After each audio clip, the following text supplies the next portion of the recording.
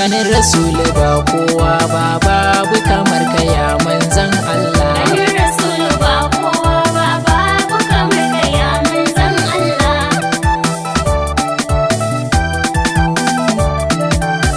Farko da rabbana ni zan fara sarkin da yayi dare rana, Allahu wallazi rahmanu mai saita dukkanin lamarina. Allah dubin salati kai karawa gurin gwanina, sada alihi har da sahabbai da shehunaina. Ganin rasulu ba kowa ba, babu kamar ka ya manzan Allah. Faɗan Aminatu bawa zai kira bishiya, ta taho gurin sa ta durkusa ta yi tarbiya.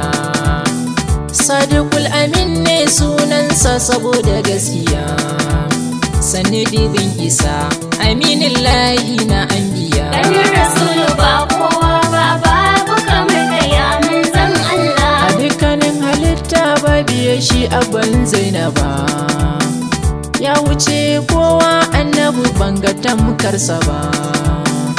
Murmushinsa haske ne ya muriken nasaba, abban Fadima kai ɗaya ne ba a yi mu ba. Ganin rasulu ba kowa ba, babu kamar ka ya manzan Allah. Annabi likitan likitoci ne a tintintini, akwai wani bawa ya tsara hannunsa ya ta jini.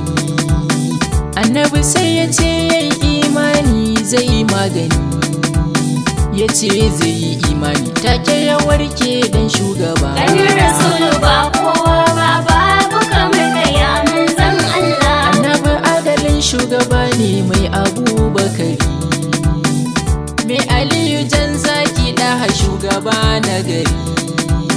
Kowa ya taho nema kai ke yi ba fahari, ya shugaba imamu na daha bashari. Ganin rasulu ba kowa ba, babu kamar ka ya manzan Allah. Tammad bihamdillahi nan ne zan tsaya, da baitukan da na yi ma ya kairul anbiya.